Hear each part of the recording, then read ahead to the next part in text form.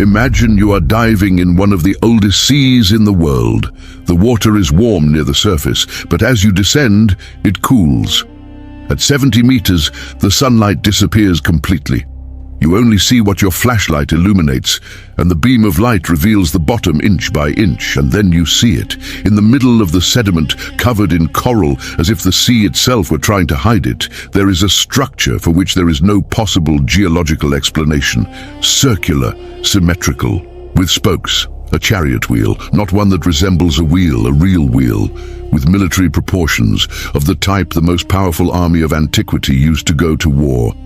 You are in the Gulf of Aqaba, at the bottom of the Red Sea. What if what you are holding with your hands, in that absolute silence at 70 meters deep, is the physical proof of one of the most extraordinary events humanity has ever recorded? The parting of the Red Sea, the escape of the Israelites, the drowning of Pharaoh's army. In 1978, Ron Wyatt descended into these waters and returned with images that placed the scientific world in an uncomfortable position. They could neither prove it was false, nor did they want to admit what seemed to be true. But the story did not stop in 1978. In 2024, teams equipped with technology that didn't even exist in Wyatt's time returned to the same spot: high-precision sonar, underwater drones in 4K resolution, magnetometers capable of detecting metal buried meters deep.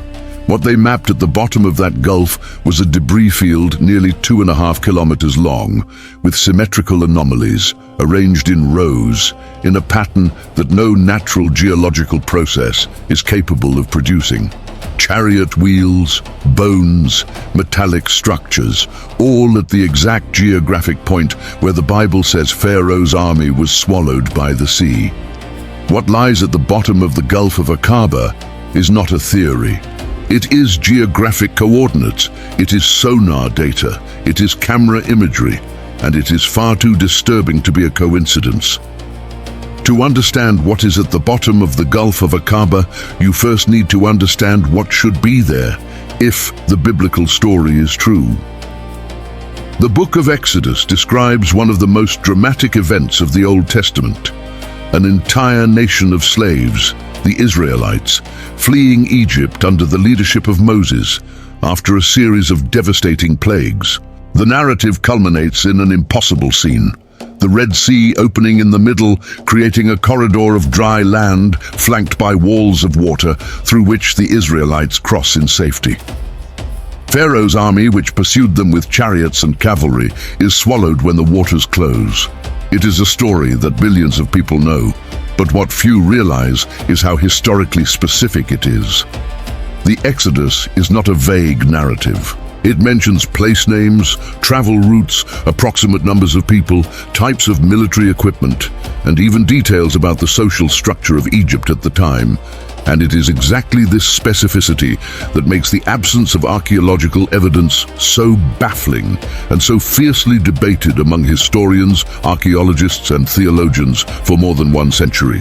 For decades, the dominant position in academic archaeology was direct and uncomfortable for those with faith. There is no physical evidence of the Exodus. No Egyptian record confirms the presence of an Israeli slave population on a massive scale. No expedition found artifacts from the period on the path described by the Bible through the Sinai Desert. The Israeli archaeologist Israel Finkelstein from Tel Aviv University, one of the most respected names in Middle Eastern archaeology, has declared repeatedly that after decades of intensive excavations in the Sinai Peninsula, no material evidence of a mass migration has been found. Not encampments, not utensils, not graves, nothing. This argument is powerful, and it needs to be taken seriously. But here, the problem starts to get genuinely interesting, because the Egyptian silence is not necessarily proof that the event did not happen. It is, in fact, completely consistent with the way ancient Egypt documented its own history, or rather, with the way it chose not to document certain parts of it. The Egyptians did not record defeats. This is not academic speculation. It is an established and widely accepted archaeological pattern. The Battle of Kadesh, fought by Ramses II against the Hittites around 1274 BC, ended in practice as a strategic stalemate with a peace treaty that recognized Hittite strength. The Egyptian records, engraved in stone in the temples of Karnak, Abu Simbel and Luxor, describe the battle as a crushing personal victory for the pharaoh. Hittite inscriptions found in Anatolia tell a completely different story.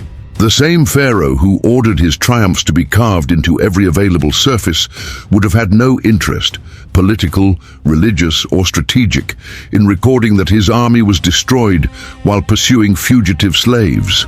The absence of a record is not evidence of absence. It is evidence of how power works. It always has been. There is still a second layer to this problem, which critics of the historical Exodus rarely address with the honesty the subject deserves: the question of dating. Most academic discussions about the Exodus start from the assumption that, if it happened, it occurred during the reign of Ramses II, around 1250 BC.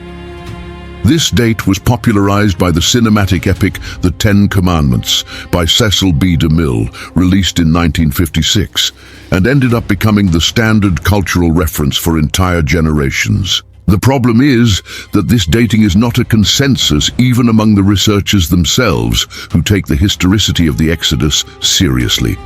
A robust alternative line of research, defended by archaeologist and Egyptologist David Rohl in his work A Test of Time, published in the 90s and supported by other independent scholars, points to a significantly earlier period, the 18th Egyptian dynasty, around 1450 BC, possibly during the reign of Amenhotep II or Thutmose III. Rohl argues that the conventional Egyptian chronology is displaced by approximately 200 years due to interpretation errors accumulated over centuries of research. And that, once this displacement is corrected, Egyptian records suddenly begin to mention people and events that correspond impressively to the Old Testament narrative. This difference of 200 years is not a minor detail. It completely changes which artifacts should exist, in which stratigraphic layers they should be found, and which technical characteristics they should match.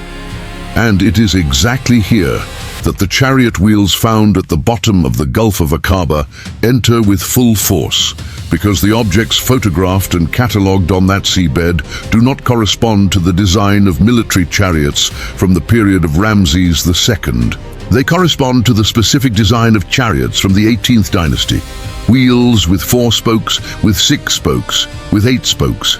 3 configurations that coexisted exclusively during that specific period of Egyptian history, approximately between 1550 and 1295 BC, and that do not appear together in any other known archaeological context, which means that if the artifacts are authentic, they do not only suggest that the Exodus happened, they suggest that it happened exactly when the alternative chronology indicates, and not when Hollywood decided. This, for anyone who follows this debate seriously, is more disturbing than any discussion about miracles. Because miracles belong to the realm of faith, and faith does not need proof. But the dating of artifacts by structural design is applied archaeology. It is methodology. It is the same science that museums use to date the pieces they exhibit. And when that science points to a specific geographic point at the bottom of a gulf with a debris pattern that extends for nearly 2.5 kilometers, the discussion needs to go beyond theology.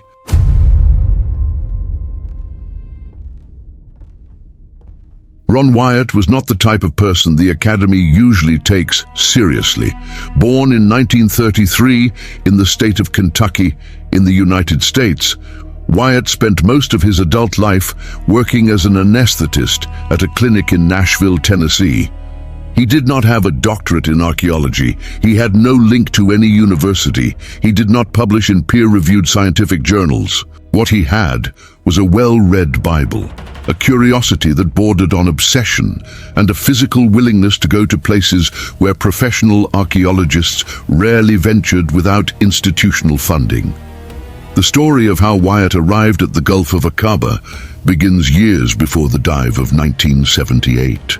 During the 70s, he spent extensive periods in the Sinai region and the Arabian Peninsula, convinced that the traditional location of Mount Sinai, Jebel Musa, in the south of the Sinai Peninsula, venerated for centuries as the place where Moses received the Ten Commandments, was wrong. For Wyatt, based on his reading of the scriptures and his own geographic analyses, the true Mount Sinai was on the other side of the Gulf of Aqaba, in territory that today belongs to Saudi Arabia, a mountain called Jebel al-Lawz. This conviction completely changed the route of the Exodus he was tracing, and consequently the point where the Red Sea would have been crossed. If Mount Sinai is in Saudi Arabia, the crossing could not have happened at the conventional point indicated by traditional religious maps. It would have had to occur in the Gulf of Aqaba, the right arm of the Red Sea that separates the Sinai Peninsula from Arabia.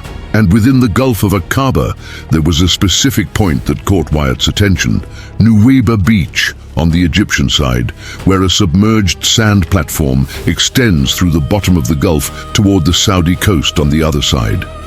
It was with this hypothesis in mind that Wyatt organized his first diving expedition to the site in 1978.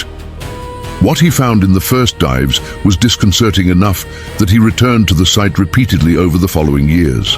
On the seabed, scattered over an extensive area, were coral-covered objects that did not correspond to any natural geological formation he knew. Circular structures with spokes, elongated shapes that could be wheel axles. At some points, clusters of partially mineralized bones that he interpreted as human and animal remains. Wyatt documented everything with the technology available at the time: underwater photography of limited quality, analog video, manual measurements. The material was far from ideal for rigorous scientific analysis, but there was one object in particular that stood out in a way that was impossible to ignore: a wheel, golden, with 4 spokes. Wyatt reported finding, stuck in a coral formation a few meters from the bottom, a chariot wheel whose golden coating had resisted corrosion because gold does not oxidize, while the rest of the wooden structure had decomposed millennia ago, leaving only the outline preserved by the coral that grew around it. The design of the wheel, 4 spokes in a specific configuration, with proportions he measured carefully, was, according to Wyatt, identical to the wheels found in Tutankhamun's tomb, discovered by Howard Carter in 1922 and today on display at the Egyptian Museum in Cairo. When Wyatt presented his discoveries publicly, the reaction was exactly what anyone who knows the academic world could predict: silence, followed by disregard, followed by criticism. Professional archaeologists pointed out the obvious. Wyatt had no credentials. His photographs were of insufficient quality for independent analysis. He had not followed archaeological excavation protocols that guarantee the contextual integrity of finds. There was no chain of custody for any of the objects he claimed to have found, and critically, the golden wheel, the most extraordinary artifact of all, was never recovered from the bottom of the sea for laboratory analysis. These criticisms are legitimate. They need to be said. A passionate enthusiast with an underwater camera does not replace an archaeological team with rigorous methodology. And Wyatt, over the years, made additional claims about the Ark of the Covenant, about the blood of Christ, about other biblical finds that further stretched his credibility in the eyes of the scientific community. But there is a fundamental difference between disqualifying the method and ignoring the site. Wyatt may have been wrong about many things. He may have incorrectly interpreted what he saw. He may have let faith contaminate the observation. All of this is possible, and even probable in some aspects. What is not possible is that he invented the geography of the Gulf of Aqaba. It is not possible that he fabricated the submerged platform of Nuweiba. And it is not possible that the coordinates he published, the exact coordinates of where he claimed to have found the artifacts, were at a point where there is absolutely nothing. Because decades later, with equipment that Wyatt could never imagine, other divers went to the same coordinates, and the seafloor was not empty. What modern expeditions found at that specific point in the Gulf of Aqaba, with sonar, with magnetometer, with high-resolution drones, cannot be explained by the passion of an anesthetist from Kentucky. It cannot be explained by faith. It cannot be explained by geographic coincidence. It can, however, be explained by a single hypothesis that the data supports with disturbing consistency. And to understand why the four-spoked golden wheel is the key to all this, you need to know exactly what that object means, and why a single artifact, if authentic, would be enough to rewrite entire chapters of ancient Egyptian history. On the 22nd of November 1993, the Egyptian Museum in Cairo opened its doors to an exhibition that brought together some of the most extraordinary pieces ever removed from the tomb of Tutankhamun. Among gold statuettes, ceremonial thrones, and funerary masks, there was something that few visitors stopped to examine closely: the wheels of the young pharaoh's royal chariots. 4 spokes, specific configuration, proportions calculated to support the weight of a warrior at high speed without breaking in a turn. It wasn't decoration, it was cutting-edge military engineering, the equivalent for 15th century BC Egypt of a modern armored vehicle. Now imagine finding one of those wheels at the bottom of the sea, not in a controlled excavation, not in a museum. On the bed of the Gulf of Aqaba, at 70 meters deep, covered in coral, at a point where no wheel should have any geological or historical reason to be, unless someone had taken it there inside a chariot, in a situation where the chariot never returned to the surface. What Ron Wyatt photographed and described in the late 70s and throughout the 80s was not just an interesting archaeological object. It was, if authentic, a temporal signature, a chronological mark engraved in the design of the artifact itself. To understand why this matters so much, one must understand how Egyptian archaeology uses chariot wheel design as a dating tool.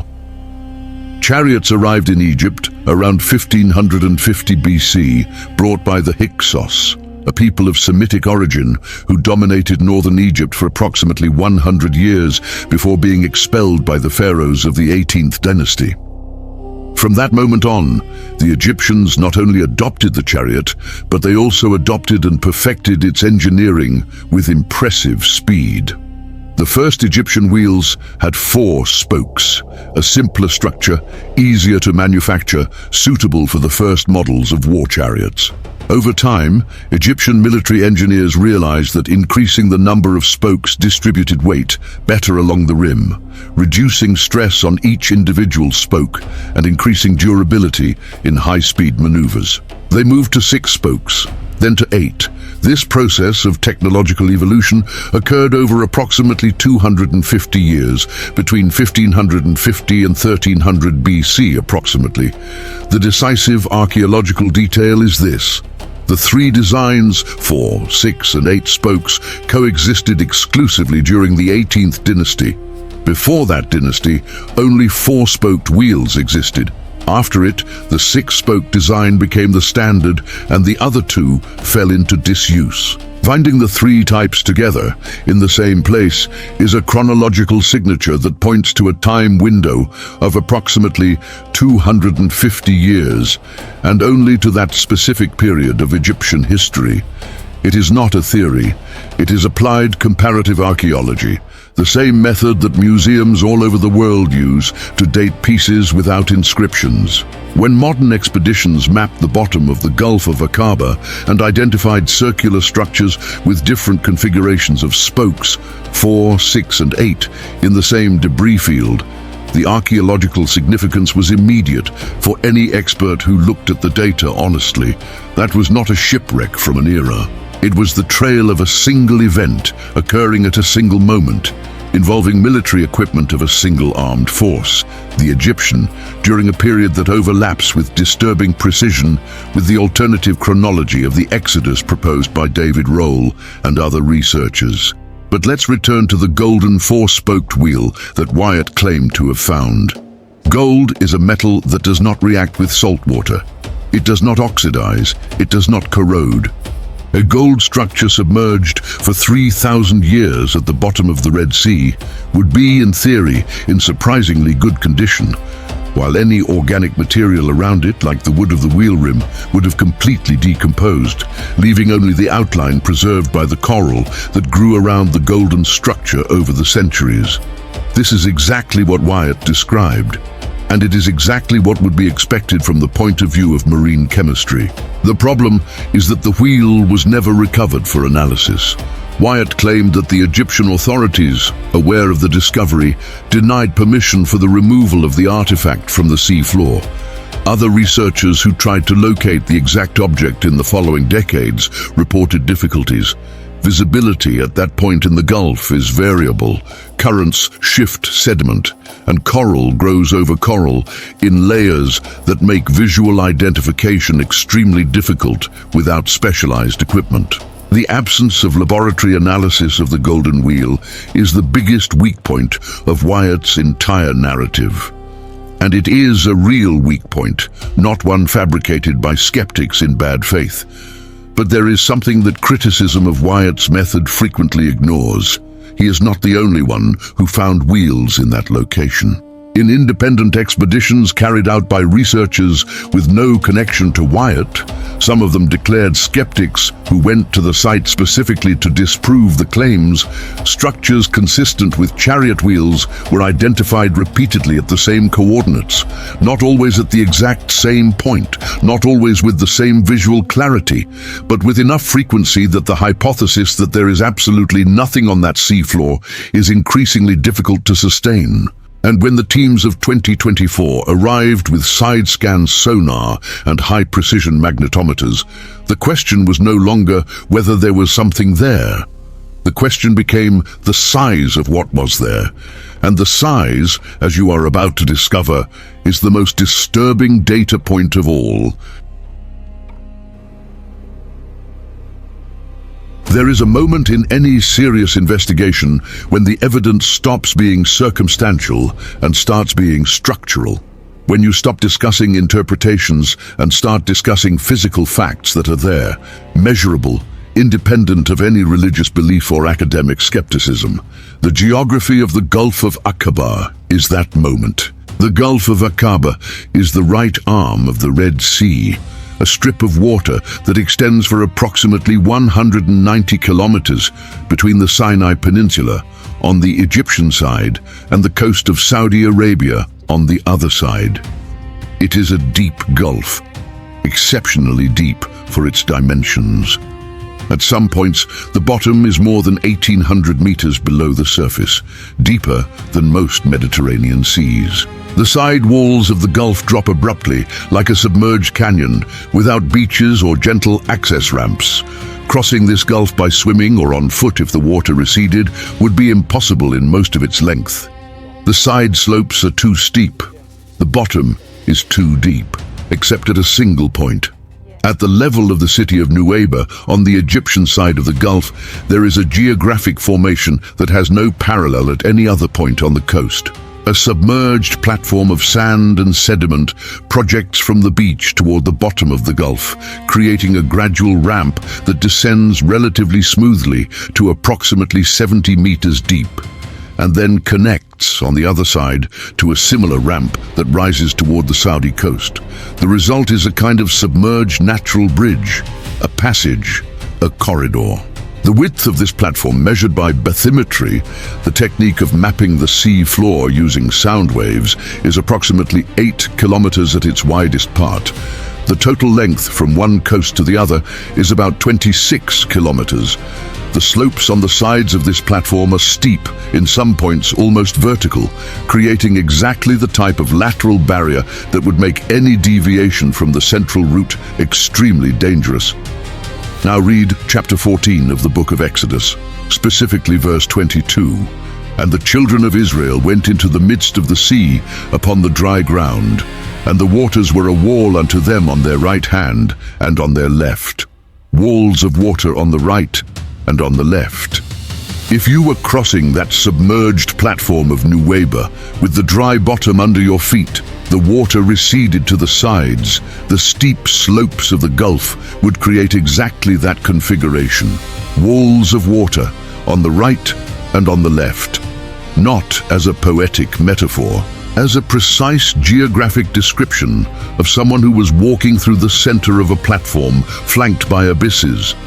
This wasn't something Wyatt discovered. The geographic formation of Nuweiba is documented in official nautical charts published decades before any discussion about the Exodus. The United States Oceanographic Institute mapped the Gulf of Aqaba extensively during the second half of the 20th century, and the Nuweiba platform appears clearly in these data as a geomorphological anomaly, a formation that marine geologists call a submerged saddle, relatively rare in gulfs with the bathymetric profile of Aqaba. The question that geologists never needed to answer, because it was none of their business, is why that specific saddle exists at that specific point. Gulfs with walls as abrupt as Aqaba normally do not have such formations.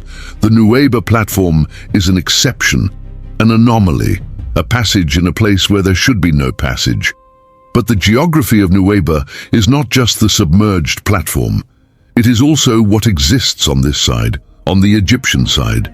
Nuweiba Beach is surrounded by mountains on three sides. To the north, south and east, the Sinai Peninsula raises rock walls that make any exit by land extremely difficult, especially for a large group carrying belongings, animals and children.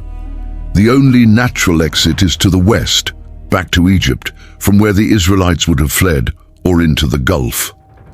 In a scenario of military pursuit, with Pharaoh's army closing the exit through the north or south of the Sinai Peninsula, the group would be cornered.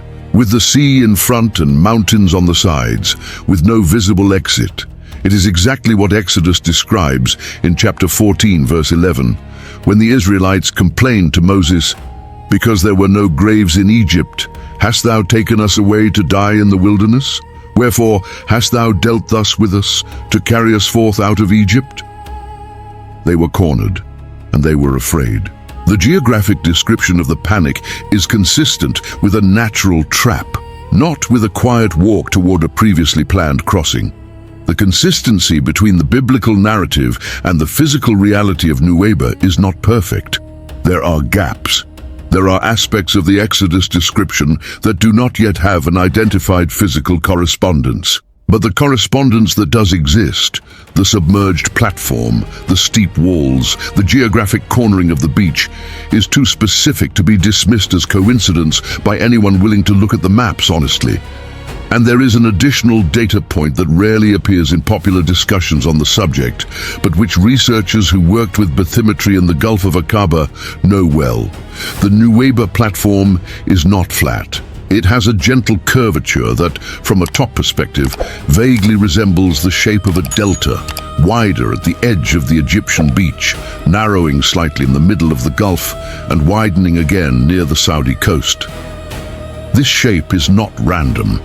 It is the result of sedimentary deposits accumulated over millennia, possibly from an ancient river delta that existed when the sea level was lower during the last glacial period, approximately 20,000 years ago. What this means is that the Nuweiba platform is not just a recent geological anomaly, it is an ancient structure. A formation that existed much longer than the history of the Exodus, which, ironically, strengthens the hypothesis that anyone with geographic knowledge of that region, or with divine orientation depending on what you believe, could have known that passage and used it deliberately, not as an improvised miracle, as a calculated route. And if that route was used, if a group crossed that platform while being pursued by an army, what would remain at the bottom of the sea, on the side where the waters would have closed, would be exactly the type of debris field that modern expeditions went to find, with an extent that no one expected, and a pattern that no one could explain. The time has come to be honest about the other side of this story, because if this documentary were just a celebration of Wyatt's discoveries and an enthusiastic validation of every detail of the biblical narrative, it would be no different from a sermon with pretty pictures. And you deserve more than that. Academic archaeology has serious objections to everything presented so far. Objections that do not arise from bad faith, from an institutional conspiracy, or from a desire to destroy anyone's faith. They arise from the scientific method, from the legitimate and necessary requirement that extraordinary claims be supported by extraordinary evidence, documented so that any independent researcher can verify, repeat, and contest them. And by the rigorous standard of that method, the Gulf of Aqaba case still has serious gaps. The first and most fundamental is the absence of artifacts recovered and analyzed in a laboratory. In archaeology, finding an object is not enough. It is necessary to remove the object from its context in a controlled manner, documenting every detail of the excavation, depth, orientation, adjacent materials, stratigraphy.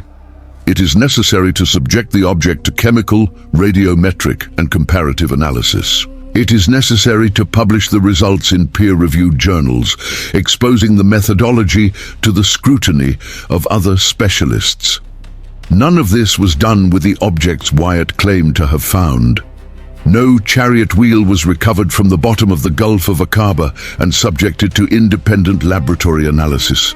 No bone was dated by carbon-14. No metallic fragment was analyzed by chemical composition to verify if its alloy is consistent with Egyptian metallurgy of the 2nd millennium BC. Without this, from a rigorous archaeological point of view, there is no discovery. There is an allegation. The second objection is about Ron Wyatt himself, not as a person, but as a source. Throughout his life, Wyatt made a series of extraordinary archaeological claims that were investigated by other researchers and could not be verified. He claimed to have found the Ark of the Covenant in a cave below Golgotha in Jerusalem. He claimed to have found the site of Isaac's sacrifice. He claimed to have identified the location of the city of Sodom. None of these claims were corroborated by verifiable, independent evidence. When a researcher accumulates a history of unverified claims, the scientific community applies a reasonable principle. The credibility of future claims is affected by the history of past claims. It's not prejudice. It is trust calibration based on behavioral evidence. The third objection is geological. The structures identified at the bottom of the Gulf of Aqaba as possible chariot wheels were never subjected to sufficiently rigorous independent geological analysis to rule out the hypothesis of natural formation. The bottom of shallow gulfs can produce, through processes of sedimentary deposition, erosion, and coral formation, structures that at first glance appear symmetrical and artificial, but which, when analyzed in detail, reveal a natural origin. The coral reef in particular is a serious problem for any subaqueous visual analysis. Coral grows on any available hard surface, including rocks, metals, wood, and other coral formations. The result, over decades and centuries, is a covering that can both preserve the original shape of an object or distort it completely, creating deceptive appearances for untrained eyes. The fourth objection is historiographical, and it is perhaps the most powerful of all. The Exodus, as described in the Bible, would involve the departure from Egypt of approximately 600,000 men of military age, which, adding women, children, and the elderly, would result in a total population of 2 to 3 million people. This number is not an interpretation, it is explicitly in the text of Exodus, chapter 12, verse 37. 2 to 3 million people crossing the Sinai Desert over decades would leave an immense and unmistakable archaeological trail. Encampments, graves, pottery fragments, animal bones, discarded tools. A population of that size does not pass through a territory without leaving massive material evidence. This evidence does not exist. And Israel Finkelstein, who dedicated decades to the archaeology of the Sinai with numerous and well-equipped teams, is emphatic. The Sinai Desert was systematically searched. If 2 million people had camped there for 40 years, we would know it. This argument is solid, and any honest discussion about the historical Exodus needs to take it seriously. But there is a response to it that researchers who defend the historicity of the event present with consistency, and which deserves to be considered with the same seriousness. The number of 600,000 men of military age may be the result of a translation or interpretation error accumulated over millennia. The Hebrew word elef, translated as thousand in most biblical versions, can also mean family or clan in specific contexts of ancient Hebrew. If the correct translation were families instead of thousands, the total number of people in the Exodus would be dramatically smaller, perhaps a few tens of thousands, not millions. A population of that size, crossing the desert on a specific route during a relatively short period, would leave an archaeological trail much harder to detect, especially after 3,000 years of erosion, sandstorms, and sedimentary deposition. This is not a perfect solution. It is a possibility, but it is a possibility that completely changes the archaeological problem. And here we come to the point most uncomfortable for mainstream academia. Not the question of whether the Exodus happened, but the question of why there is so much institutional resistance to investigating the Nuweiba site with the rigor it deserves. The Gulf of Aqaba is not inaccessible. It is not dangerous. It is not extraordinarily expensive to explore with the technology available today.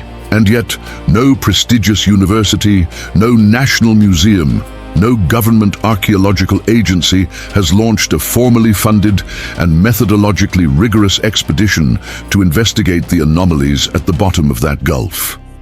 Why? Some independent researchers suggest the answer is political, that governments in the region, particularly Saudi Arabia, have an interest in controlling what is or is not discovered in their territory. Others suggest it is institutional, that no archaeologist with a career to protect wants to be associated publicly with an investigation that could be ridiculed as sensationalist biblical archaeology.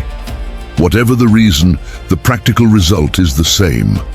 The most potentially significant site for the question of the historicity of the Exodus remains systematically under-investigated by official science. And in the absence of institutions, it was independent researchers, funded by private donations and moved by curiosity, who returned to the Gulf of Aqaba in 2024 with the best equipment available. What they found left no room for easy answers, neither for the believers nor for the skeptics. There is a fundamental difference between seeing something underwater and measuring something underwater. Seeing depends on visibility, angle, lighting, and observer experience. Seeing is subjective. Seeing can be fooled by coral, by current, by the adrenaline of someone diving in search of confirmation for a theory they already believe is true. Measuring is different. Side-scan sonar has no beliefs. A magnetometer has no faith. An underwater drone with a 4K camera does not know what the Book of Exodus is.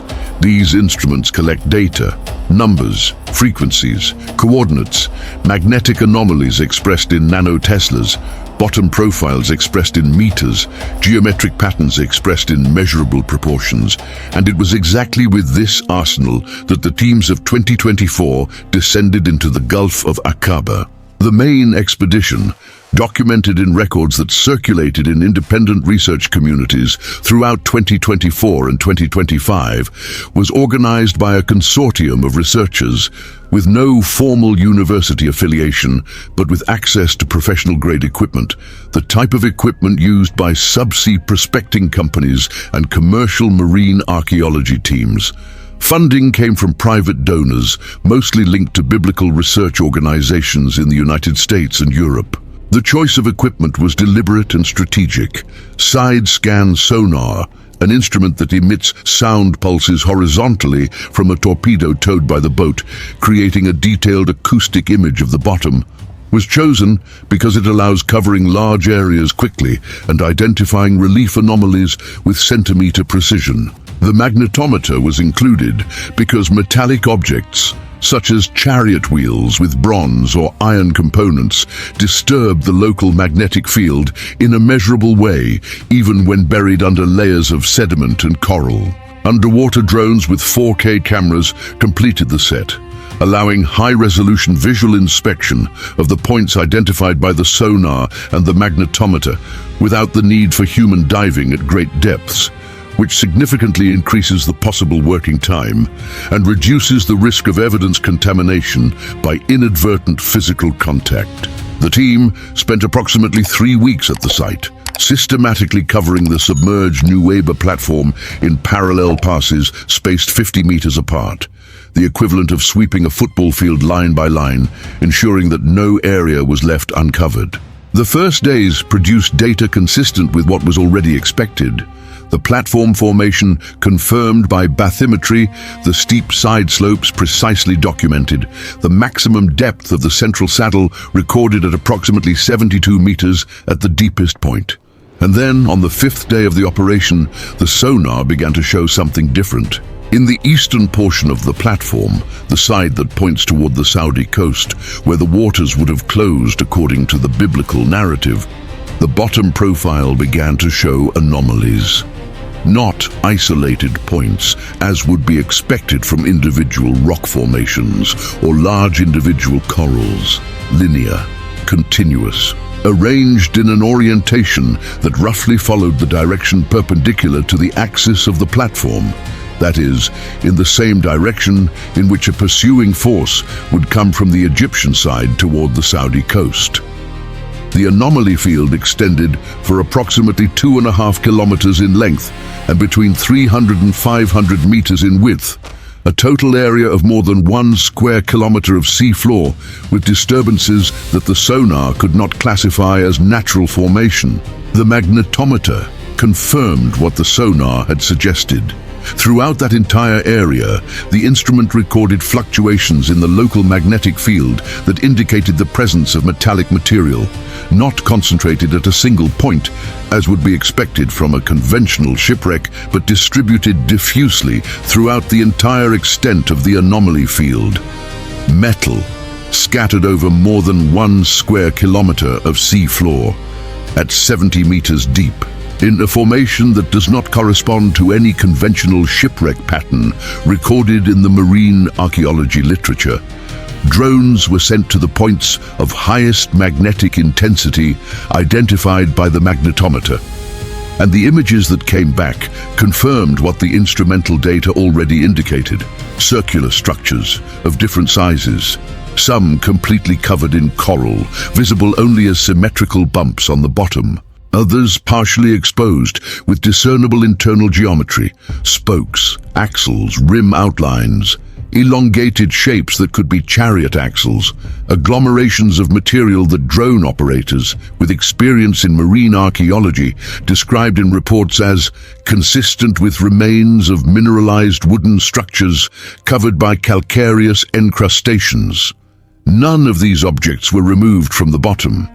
The team had no legal authorization for artifact recovery, and even if they did, removal without a rigorous archaeological protocol would destroy the stratigraphic context that is fundamental for any subsequent analysis. But the data was recorded, the coordinates were documented, the images were archived. And when independent researchers with training in marine archaeology analyzed the sonar data, the conclusion was cautious but unequivocal on one specific point. The distribution pattern of the anomalies is not consistent with natural geological formation. The symmetry of the identified objects, the regularity of their spacing, and their linear orientation are characteristics that, in any other underwater archaeological context, would immediately lead to the opening of a formal investigation. The fact that this has not yet happened, that no prestigious academic institution launched a formal expedition to the site after the release of this data, is, in itself, a data point that deserves attention. For the question that remains suspended over that 2.5 kilometer debris field is no longer whether there is something there, The question is what, specifically, would be in a single place, in quantity enough to cover more than 1 square kilometer of seafloor, made of metallic material compatible with Bronze Age bronze, arranged in a linear pattern perpendicular to the axis of a natural submerged platform, and how it got there. There is an answer that the data supports, and there is an answer that most people would prefer not to have to consider seriously. But to understand why the answer is so hard to ignore, you need to know the archaeological detail that transforms this debris field from circumstantial evidence into a chronological signature. The coexistence of 3 wheel designs that only existed together during a single period of 250 years of Egyptian history. There is a tool in archaeology called typology. It is a dating method that does not depend on carbon-14, does not depend on inscriptions, does not depend on historical documents. It depends only on a simple observation. Objects made by human beings change design over time, and these changes follow traceable patterns. Typology is what allows an experienced archaeologist to look at a pottery fragment without any inscription and say, with reasonable confidence, that that object was manufactured in a specific period of 50 or 100 years. It is what allows dating an arrowhead, a belt buckle, a coin without a visible date. The design speaks. Those who know how to listen can hear the era in which the object was created. Applied to Egyptian chariot wheels, typology produces one of the most precise dating tools available for the period of the 2nd millennium BC. And it is this tool that makes the Gulf of Aqaba debris field archaeologically explosive. To understand why, it is necessary to know the complete history of the evolution of chariot wheels in ancient Egypt. When the Hyksos introduced the war chariot to Egypt, around 1550 BC, the predominant design was the 4-spoked wheel. This configuration had originally been developed in Mesopotamia and the Levant, and represented the state-of-the-art of military transport engineering of the time. 4 spokes offered enough lightness for speed and enough strength to withstand the impact of uneven terrain. The pharaohs of the 18th dynasty, the dynasty that expelled the Hyksos and transformed Egypt into a military power, adopted the chariot as the centerpiece of their war strategy. And with the Egyptian obsession with technical improvement, military engineers immediately began experimenting with variations in wheel design. The first major evolution was the 6-spoked wheel. More spokes meant better weight distribution along the rim, reducing stress on each individual spoke and increasing durability in high-speed maneuvers. The trade-off was slightly higher weight and additional manufacturing complexity, which meant higher cost and longer production time. The 6-spoked wheels became associated with the chariots of high-ranking officers and members of the royal family. The second evolution was the 8-spoked wheel, even more resistant, even more expensive, even harder to manufacture. These wheels were reserved for the chariots of the pharaoh himself and his closest generals. They were, literally, the equipment of the top of the Egyptian military hierarchy. The critical point, the detail that transforms all this into a precise dating tool, is when each of these designs was in simultaneous use. The 4-spoked wheels appear in Egypt from approximately 1550 BC, with the arrival of the chariot. The 6-spoked wheels begin to appear in archaeological records and in relief representations around 1500 BC. The 8-spoked wheels arise around 1450 BC. But the 3 designs did not coexist indefinitely. As technology evolved, older designs were gradually replaced. The 4-spoked wheels began to disappear from the active Egyptian military inventory around 1300 BC, replaced completely by the 6-spoked design as the basic standard.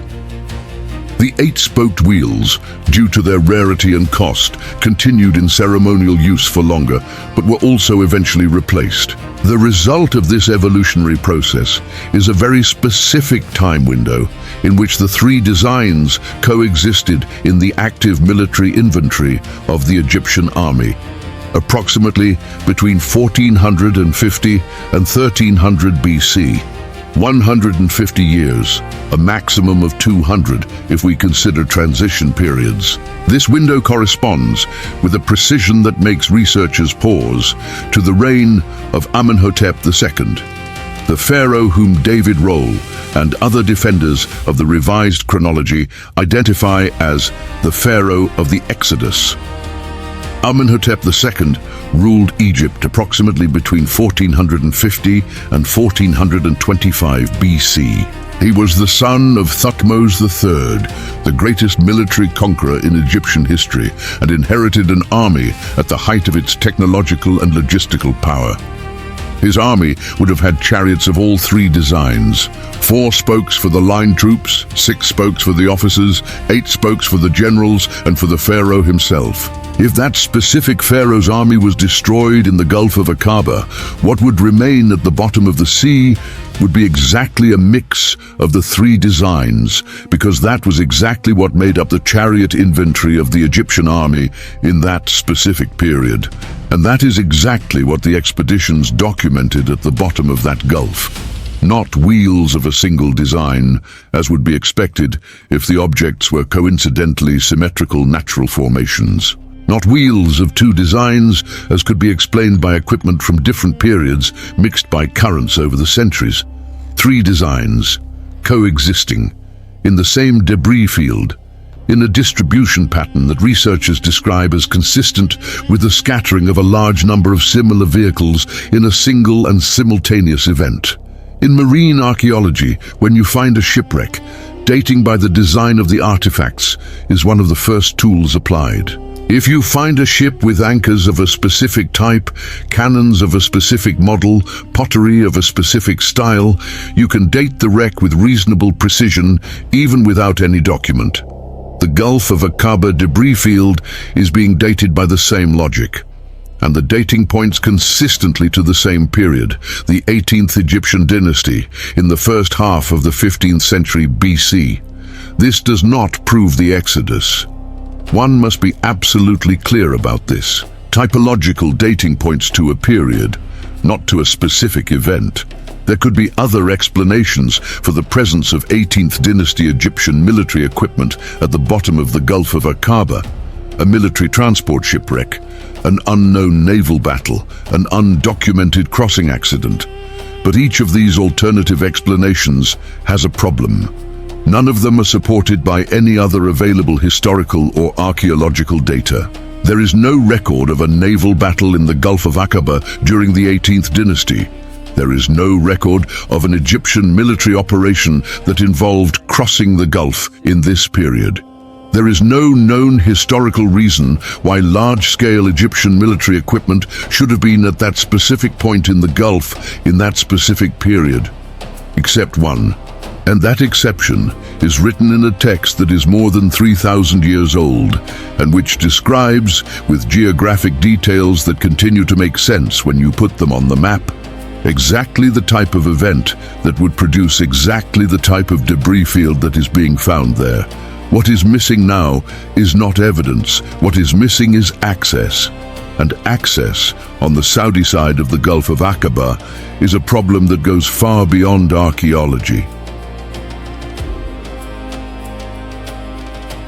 There is an unwritten rule in field archaeology that every experienced researcher knows: what you cannot access is often more revealing than what you can. The Saudi side of the Gulf of Aqaba is, for the researchers investigating the question of the Exodus, exactly that kind of revealing absence. The Saudi coast of the Gulf, the region known historically as Midian, cited explicitly in the Book of Exodus as the place where Moses lived during the 40 years preceding the escape from Egypt, is one of the least archaeologically investigated areas of the world in relation to its historical potential, not because it is geographically inaccessible, not because it is technically difficult to excavate, but because the government of Saudi Arabia exercised for decades an extraordinarily rigid control over who can perform archaeological research in its territory, under what conditions, and what can be published about the findings. This control is not a secret. It is official policy. During most of the 20th century, Saudi Arabia simply did not allow archaeological excavations by foreign teams in its territory. The official justification was cultural sovereignty and protection of national heritage. The unofficial justification, widely discussed among archaeologists working in the Middle East, was more direct. Significant archaeological discoveries on Saudi territory could complicate religious and political narratives that the government preferred to keep stable. The situation began to change marginally with the NEOM project and the Vision 2030 reforms of Prince Mohammed bin Salman, which opened some areas of the country to state-sponsored archaeology with controlled foreign participation. But controlled is the operational word. Teams working in Saudi Arabia under this new regime do so under direct Saudi supervision, with restrictions on what can be published without prior government approval and with limited access to areas considered sensitive. The Midian region, the northwest coast of Saudi Arabia along the Gulf of Aqaba, remains in a category of extremely restricted access. For researchers investigating the question of the Exodus, this is extraordinarily frustrating, because it is exactly in that region that, if the biblical narrative is historically accurate, some of the most significant evidence should be. Mount Sinai, for example. The traditional location of Mount Sinai, Jebel Musa, at the southern tip of the Egyptian Sinai Peninsula, was established by Christian tradition in the 4th century AD, when Empress Helena, mother of Emperor Constantine, visited the region and identified the site based on local oral tradition. The monastery of St. Catherine was built around the site identified by Helena and exists to this day, making Jebel Musa one of the most visited pilgrimage sites in the world. But Helena's identification was not based on archaeological evidence. It was based on tradition, and tradition in archaeology is a starting point for investigation, not a conclusion. Ron Wyatt was one of the first modern researchers to formally propose that the true Mount Sinai was not in the Egyptian Sinai, but on Saudi territory. Specifically, the mountain known as Jebel al-Lawz, whose name in Arabic means Mountain of Almonds, but which some researchers associate with a corruption of the ancient Hebrew for Sinai. Wyatt visited the site in the early 80s and reported finding evidence that he interpreted as consistent with the biblical description, including what he described as remains of a stone altar at the base of the mountain and burn marks on the top of the peak, consistent with the biblical description of fire on the mount. The Saudi government responded by arresting Wyatt and his collaborator for several weeks before deporting them. The photographic evidence he had collected was confiscated. This episode is documented, not only by Wyatt himself, but by independent sources who followed the case at the time. The detention happened, the deportation happened, the confiscation of photographic material happened. Why would a government seize photographs of a mountain? Two American researchers, Larry Williams and Bob Cornuke, carried out a clandestine expedition to Jebel al-Lawz in 1988, entering Saudi Arabia without authorization for archaeological research and accessing the mountain unofficially. Williams documented the experience in the book The Mount Sinai Enigma, published in 1988. Cornuke wrote his own version years later. What both reported finding at Jebel al-Lawz is disturbing in its specificity. The top of the mountain, according to the two researchers, presents a notably dark coloration, blackened stone that for both was consistent with intense burn marks. The base of the mountain has a flat rock formation that Williams and Cornuke identified as possibly the site of the altar described in Exodus.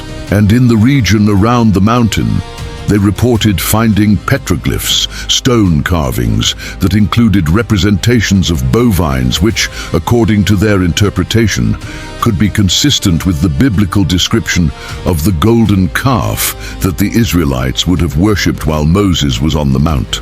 None of these observations were subjected to rigorous archaeological analysis. Williams and Cornuke were not archaeologists. They were at the site illegally. and their conclusions were widely criticized as interpretation excessively influenced by the narrative they wanted to confirm. But there is a difference between criticizing the interpretation and ignoring the observation. The dark coloration of the top of Jebel al-Lawz is visible in publicly accessible satellite images. It is not an invention of Wyatt or Williams. It is a geological data point, verifiable by anyone with access to Google Earth, and which geologists who commented on the matter describe as potentially consistent with volcanic basalt, but also as potentially consistent with exposure to intense heat of non-volcanic origin. Saudi Arabia surrounded Jebel al-Lawz with fences. It placed guards. It forbade access to the site, a mountain, fenced, guarded, in the middle of the desert. The official argument is the protection of a national archaeological site. The problem with this argument is that if the Saudi government is protecting the site as a national archaeological site, the logical expectation would be that it was also conducting excavations and publishing results. That did not happen.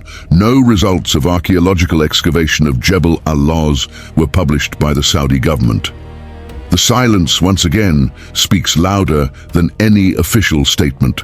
And this silence has a direct echo at the bottom of the Gulf of Aqaba, where the Saudi side of the submerged Nuweiba platform, the arrival point of the possible crossing, remains practically uninvestigated.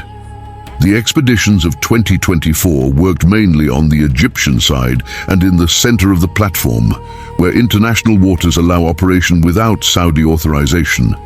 The Saudi side, where the waters fall under the kingdom's jurisdiction, was not accessed.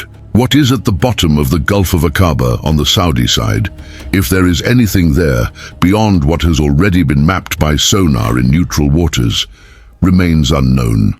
And as long as it remains unknown, the question that 2.5-kilometer debris field continues to ask will have no complete answer. Archaeological investigations rarely stand on a single piece of evidence. What makes a case compelling in archaeology, in forensic medicine, in criminal investigation, is not the existence of an isolated, irrefutable proof. It is convergence. It is when multiple independent lines of evidence, starting from different points, arrive at the same place. When the sonar map agrees with the biblical text, which agrees with the geology, which agrees with the petroglyphs, which agrees with the soil chemistry, each isolated point can be coincidence. 10 points converging to the same place are no longer coincidence, they are a pattern. And around the Gulf of Aqaba and the Median region in Saudi Arabia, there is a set of correlate evidence that is rarely presented together in a single narrative, but which, when placed side by side, forms a pattern with weight hard to ignore. The first of these pieces of evidence is the split rock of Horeb. In the book of Exodus, chapter 17, there is a passage that describes a moment of crisis during the desert crossing. The Israelites were thirsty. The narrative says that God ordered Moses to strike a specific rock, identified as the rock of Horeb, and that from it would gush enough water for all the people and their animals. It is the kind of passage that most modern readers read as a metaphor or as a miracle that would leave no physical trail. Except that in the region around Jebel al-Lawz, there is a rock formation that challenges this expectation. The stone is a pink granite block approximately 18 meters high, split in half perfectly vertically. The cut is so precise, so clean, so different from the natural fracture patterns of granite, which normally breaks in irregular angles following the rock's crystallization lines, that geologists who examined it by photographs and by site visits openly acknowledge that the fracture is atypical. Around the base of the stone, there are channels carved in the rock, furrows that could be interpreted as structures for water distribution from a single central point. If water had gushed from the split at the top of the rock, these channels would distribute it radially around the base, like a primitive but functional irrigation system.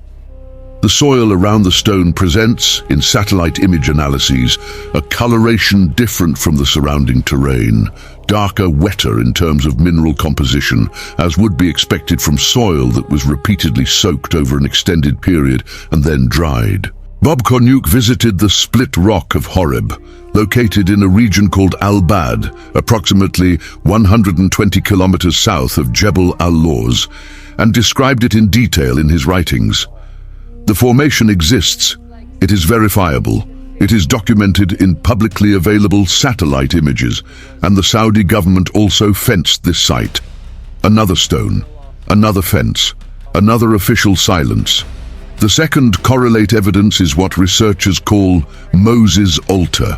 At the base of Jebel al-Lawz, approximately half a kilometer from the beginning of the slope, there is a formation of stones arranged in a configuration that, for archaeologists familiar with Bronze Age altars in the Middle East, is consistent with sacrifice and worship structures of the 2nd millennium BC. It is not a random pile of stones. It is a structure with orientation, with dimensions that correspond to multiples of measurement units used in ancient Egypt and the Levant of the time, and with what appears to be a central combustion area. The book of Exodus, chapter 24, describes Moses building an altar at the base of the mount before going up to receive the 10 Commandments. The description mentions 12 stones, one for each tribe of Israel, arranged around the altar. Counting stones in an archaeological formation is the kind of detail that any competent archaeologist would verify immediately. Williams and Cornuke reported counting the stones of the formation at the base of Jebel al-Lawz. The number that both independently recorded in their writings was 12. The probability of a natural rock formation producing exactly 12 units in a configuration that matches the description of a specific text is low. Not impossible, but low enough that the coincidence deserves investigation, not dismissal. The third correlate evidence are the bovine petroglyphs found in the region around Jebel al-Lawz. Petroglyphs, stone carvings, are one of the oldest and most widely distributed forms of human expression in the world. The northwest region of Saudi Arabia has an extraordinary concentration of petroglyphs, many of which were catalogued by Saudi teams in works published in the last 20 years. Among these petroglyphs, in a specific area around Jebel al-Lawz, there is a concentration of representations of bovines that stands out for the number and artistic quality. Bovines, specifically, in a pattern of concentration that does not repeat with the same intensity at any other point in the region. The book of Exodus describes the Israelites melting down a golden calf to worship while Moses was on the mount. The worship of bovines as divinity was a known practice in ancient Egypt.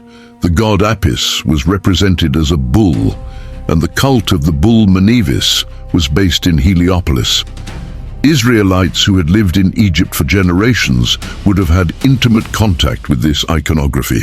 The representation of bovines in rock carvings at the site where, according to the biblical narrative, the Israelites camped is, at the very least, a convergence that deserves attention. None of these three pieces of correlate evidence, the split rock, the altar, the bovine petroglyphs, would be enough on its own to prove anything. A geologist may argue that the split in the granite stone has a tectonic origin. An archaeologist may argue that the stone formation at the base of Jebel al-Lawz is a medieval Berber structure. An anthropologist may argue that the bovine petroglyphs reflect the local pastoral culture with no connection to the Exodus. All these counter-arguments are possible.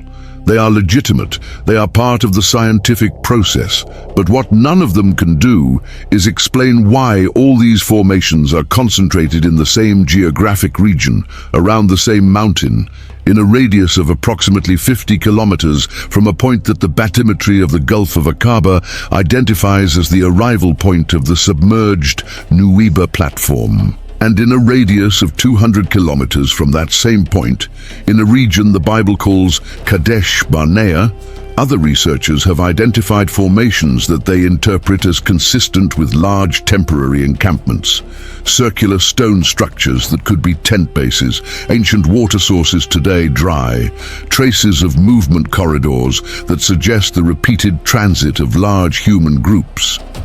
The puzzle is not complete. There are missing pieces. There are connections that are still speculative.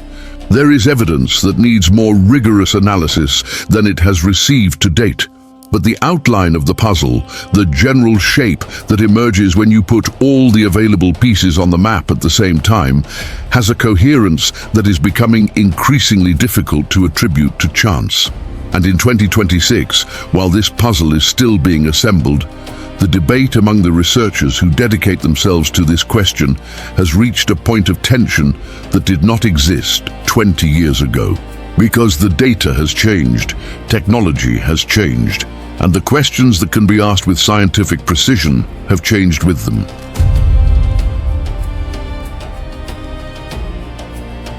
In 2026, the question of the historicity of the Exodus is no longer where it was 20 years ago. It is not resolved.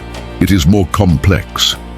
And this growing complexity is, paradoxically, a sign of progress, because it means that the debate has left the exclusive domain of theology and entered, albeit incompletely and controversially, the domain of empirical investigation. 20 years ago, the dominant position in academic archaeology on the Exodus could be summarized in one sentence: there is no evidence. The absence of Egyptian records, the absence of an archaeological trail in the Sinai, and the numerically implausible grandiosity of the biblical narrative formed a comfortable consensus, comfortable for the skeptics who could dismiss the Exodus as an elaborate myth, and paradoxically comfortable also for certain religious sectors who preferred the Exodus in the realm of pure faith, impermeable to scientific scrutiny. This comfort is being disturbed, not by a definitive discovery, not by an artifact recovered and analyzed that proves the event beyond any reasonable doubt, but by an accumulation of data that, individually, can be explained in other ways, but which together are creating a growing pressure on the consensus of there is no evidence. The first element of this pressure is the bathymetric and sonar data of the Gulf of Aqaba, which since the expeditions of 2024 have circulated in independent research communities and have been analyzed by a growing number of specialists in marine archaeology. None of these specialists has published a definitive refutation of the data. Some have published cautious analyses that recognize the anomalies without concluding on their origin. None have been able to present a satisfactory geological explanation for the distribution pattern of the identified anomalies. The silence of mainstream academia on these specific data is different from the silence of past decades. Before, the silence was one of disregard. Wyatt's data were easily dismissed as unverifiable, and the matter was closed. Now the silence has a different quality. It is the silence of someone looking at something they do not know how to frame, without compromising their credibility in one direction or the other. The second element are the ongoing revisions in Egyptian chronology. David Rohl is not alone. In the last 2 decades, a growing number of Egyptologists and archaeologists of the Middle East, some with solid academic credentials and publications in peer-reviewed journals, have been questioning specific aspects of conventional Egyptian chronology. Not all reach the same conclusions as Rohl. Not all defend that the chronology is displaced by 200 years. But the debate about the precision of the third intermediate period chronology and its cascading effects on the dating of previous periods is today a legitimate academic debate, published in specialized journals, discussed in professional conferences. This matters for the Exodus question because if the conventional chronology has margins of error larger than assumed, the search for archaeological correlations with the biblical narrative needs to be conducted with different parameters. The researchers who dismiss the historical Exodus because there is no evidence in the period of Ramses II may be dismissing the correct event in the wrong period. The third element are the gradual changes in the Saudi posture toward archaeology. The NEOM project and the cultural tourism initiatives of Vision 2030 have opened some areas of northwest Saudi Arabia for archaeological investigation with a transparency that did not exist previously.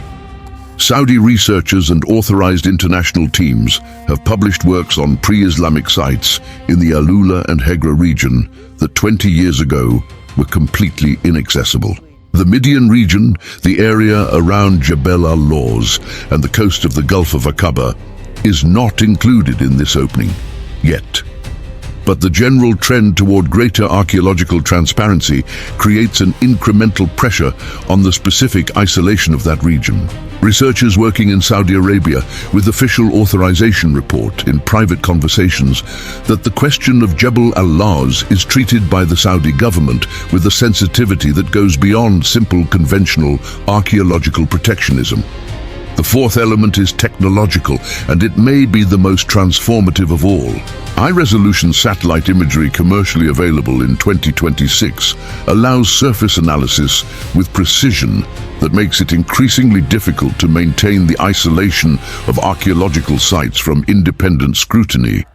Researchers who cannot physically enter Saudi Arabia can analyze satellite images of Jebel al-Lawz, the split rock of Horeb, and the surroundings with enough resolution to identify formations, structures, and surface anomalies without ever setting foot in the country. Several independent research groups are doing exactly that. The results are published on digital platforms, discussed in online communities, analyzed by people with very diverse backgrounds: geologists, archaeologists, historians, cartographers.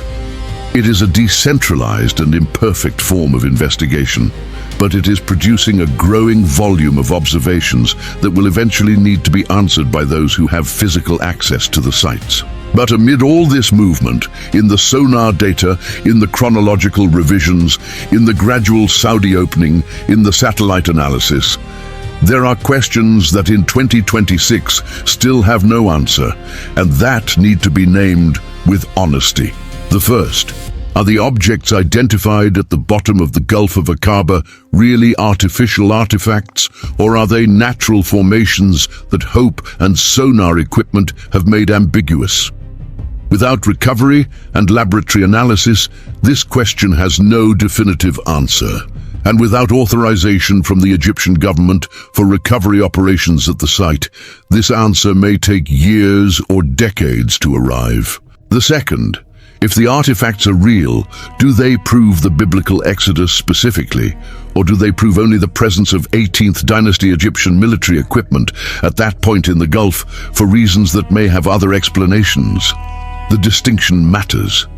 Evidence of Egyptian military equipment is archaeologically significant independently of the Exodus. But it is a considerable interpretative leap to go from "there are Egyptian chariot wheels at the bottom of the Gulf" to "Pharaoh's army was destroyed here."